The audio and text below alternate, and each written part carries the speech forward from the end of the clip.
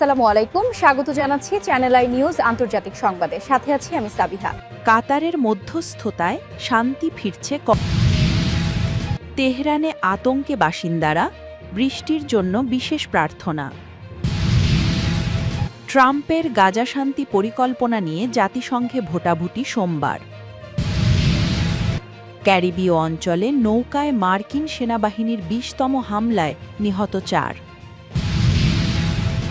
ইরাকে জমি নিয়ে সংঘর্ষে নিহত ৮।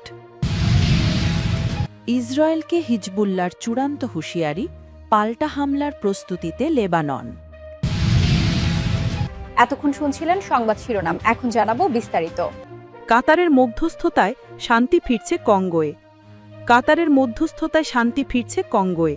শনিবার ১৫ই নভেম্বর কাতারের রাজধানী দোহায় শান্তি চুক্তির কাঠামোতে সই করেছে কঙ্গো সরকার এবং M23 বিদ্রোহীরা।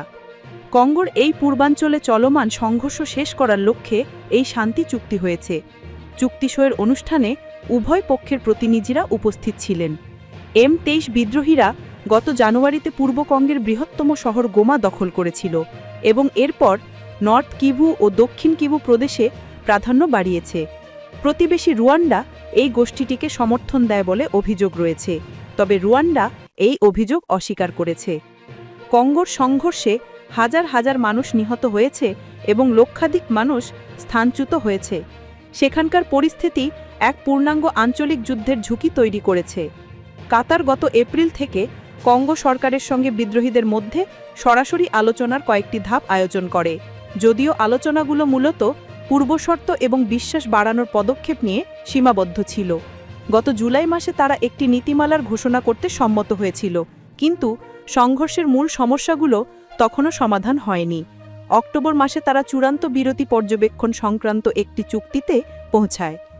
শান্তি চুক্তি স্বাক্ষরের মাধ্যমে কঙ্গো এবং M23 বিদ্রোহী গোষ্ঠী মূল যুদ্ধবিরতি চুক্তির দিকে আরও একটি গুরুত্বপূর্ণ পদক্ষেপ নিয়েছে বলে মনে করা হচ্ছে। তেহরানে আতঙ্কে বাসিন্দারা, বৃষ্টির জন্য বিশেষ প্রার্থনা। ইরানের তেহরানে শীতকালে সাধারণত তুষারপাত থাকে, তবে এ বছর তা নেই। পর্বতচূড়াগুলো শুকিয়ে গেছে। অন্য বছর দেশের অর্ধেক প্রদেশে কিছু না কিছু বৃষ্টি হয়, তবে এ বছর কয়েক মাস অনেক প্রদেশে এক ফোঁটাও বৃষ্টি হয়নি। স্থানীয় অফিসিয়ালদের মতে চলতি বছরের রাজধানীতে শতকের সর্বনিম্ন বৃষ্টি হয়েছে। এ অবস্থায় বাসিন্দাদের মধ্যে আতঙ্ক ছড়িয়ে পড়েছে। দুর্দশা কাটাতে তারা সৃষ্টিকর্তার কাছে বিশেষ প্রার্থনা করেছেন। শুক্রবার তেহরানের উত্তর অংশের ইমামজাদে সালেহ মসজিদে শত শত মানুষ বৃষ্টির জন্য বিশেষ প্রার্থনায় মিলিত হন। গত সপ্তাহে প্রেসিডেন্ট মাসুদ পেজেশকিয়ান সতর্ক করেছিলেন শীতের আগে বৃষ্টি না হলে তেহরানকে স্থানান্তর করতে হতে পারে বলে, তবে তিনি কোনো বিস্তারিত পরিকল্পনা প্রকাশ করেননি। পেজেশকিয়ান বলেন, পানির ব্যবহার সীমিত করার পরেও বৃষ্টি না হলে পানি একেবারেই শেষ হয়ে যাবে। পরবর্তীতে সরকার জানায়, পরিস্থিতি গুরুতর হওয়ায় পেজেশকিয়ান কেবল বাসিন্দাদের সতর্ক করতে চেয়েছিলেন, এটি কোনো নির্দিষ্ট পরিকল্পনা নয়। ইরান সরকার সিদ্ধান্ত নিয়েছে তেহরানের ১০ মিলিয়ন মানুষের জন্য পানি সরবরাহ বন্ধ করা হতে পারে। বছরের এমন সময় ইরানের প্রধান বাঁধগুলোতে সাধারণত আংশিক বা সম্পূর্ণ পানি থাকে। তার একটির পানি শেষ হয়ে গেছে এবং অন্যটির মাত্র ৮% আছে। দেশের বাকি অংশের পরিস্থিতিও তেমন ভালো নয়।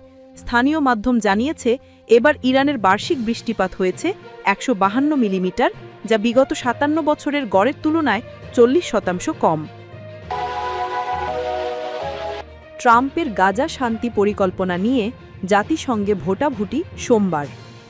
মার্কিন প্রেসিডেন্ট ডোনাল্ড ট্রাম্পের গাজা শান্তি পরিকল্পনা অনুমোদনের প্রস্তাবে সোমবার ভোটাভুটি করবে জাতিসংঘ নিরাপত্তা পরিষদ। ডিপ্লোম্যাটরা এ তথ্য জানিয়েছেন।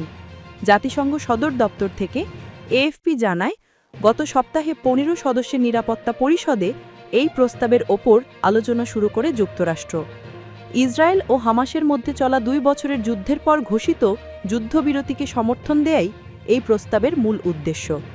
যুক্তরাষ্ট্রের পাশাপাশি মিশর, সৌদি আরব ও তুরস্ক সহ কয়েকটি আরব ও মুসলিম ঘনিষ্ঠ দেশ নিরাপত্তা পরিষদকে দ্রুত প্রস্তাবটি গ্রহণের আহ্বান জানিয়েছে। ক্যারিবীয় অঞ্চলে নৌকায় মার্কিন সেনাবাহিনীর ২০তম হামলায় নিহত ৪ জন। মাদক পরিবহনের অভিযোগে একটি নৌকায় যুক্তরাষ্ট্রের সামরিক বাহিনীর সর্বশেষ হামলায় 4 জন নিহত হয়েছে বলে শুক্রবার জানানো হয়েছে। এটি এ ধরনের 20তম হামলা। দক্ষিণ আমেরিকার জলসীমায় ট্রাম্প প্রশাসন সামরিক অভিযান জোরদার করায় হামলার সংখ্যা বাড়ছে। মার্কিন সাউদার্ন কমান্ড শুক্রবার এক সামাজিক মাধ্যমে জানায়, সোমবার ক্যারিবীয় সাগরে এই হামলা চালানো হয়। সেপ্টেম্বর থেকে শুরু হওয়া এসব হামলায় এখন পর্যন্ত মোট 80 জন নিহত হয়েছে। সাউদার্ন কমান্ডের প্রকাশিত ভিডিওতে দেখা যায়, সমুদ্রের ওপর দিয়ে দ্রুত গতিতে ছুটে চলা একটি নৌকা আগুনে পুড়ে গেছে। কামান্ড দাবি করেছে, গোয়েন্দা তথ্য অনুযায়ী নৌকাটি মাদক চোরাচালানে জড়িত ছিল এবং পরিচিত পাচার রুট দিয়ে মাদক বহন করছিল।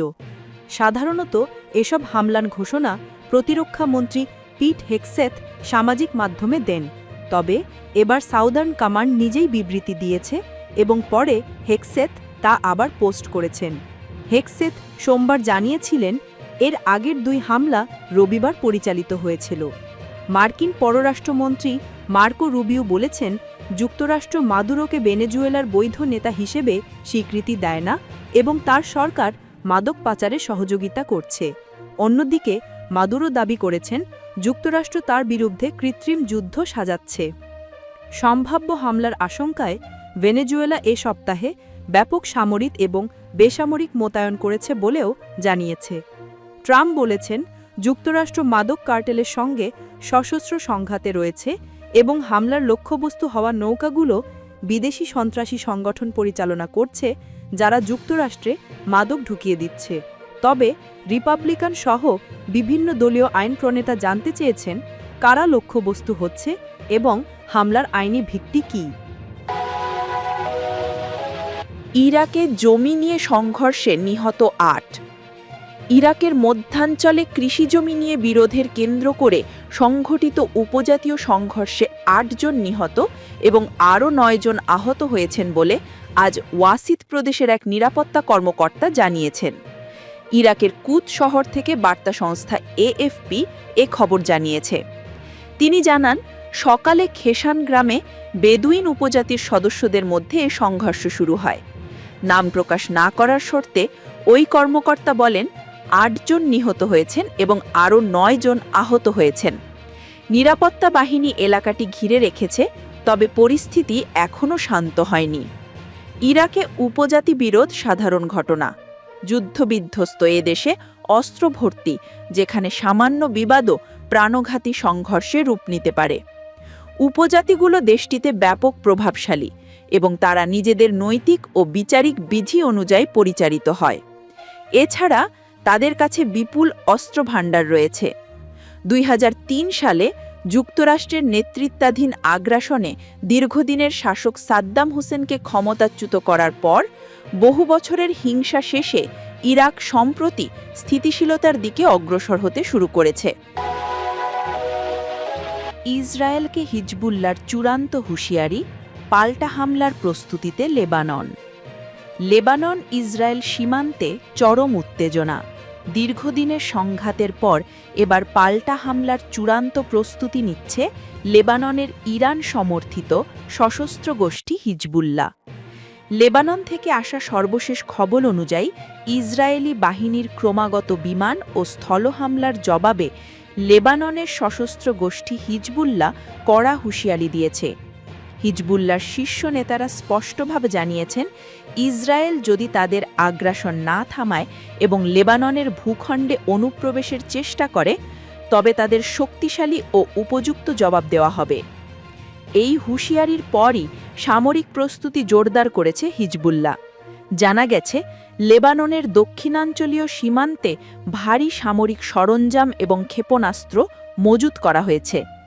ইসরায়েলি সংবাদ মাধ্যমগুলোও বলছে, হিজবুল্লাহর অস্ত্রাগারে থাকা দূরপাল্লার রকেট এবং ক্ষেপণাস্ত্রগুলো এখন প্রস্তুত অবস্থায় রয়েছে, যা ইসরায়েলের অভ্যন্তরে অনেক গভীরে আঘাত হানতে সক্ষম। অন্যদিকে ইসরায়েলও লেবাননে সম্ভাব্য স্থল অভিযানের জন্য প্রস্তুতি নিচ্ছে। ইসরায়েলের প্রতিরক্ষা মন্ত্রী হুঁশিয়ারি দিয়ে বলেছেন, হিজবুল্লাহ আগুন নিয়ে খেলছে এবং উত্তরাঞ্চলের বাসিন্দাদের নিরাপত্তার জন্য ইসরায়েল যে কোনো পদক্ষেপ নিতে প্রস্তুত। যুদ্ধবিরতি সত্ত্বেও ইসরায়েলি সামরিক বাহিনী দক্ষিণ লেবাননের বিভিন্ন এলাকায় নিয়মিত হামলা চালিয়ে যাচ্ছে, যেখানে হিজবুল্লাহর ঘাঁটিগুলো লক্ষ্যবস্তু করা হচ্ছে। সাম্প্রতিক দিনগুলোতে ইসরায়েলি হামলায় লেবাননে বেশ কয়েকজন নিহত হওয়ার খবরও পাওয়া গেছে।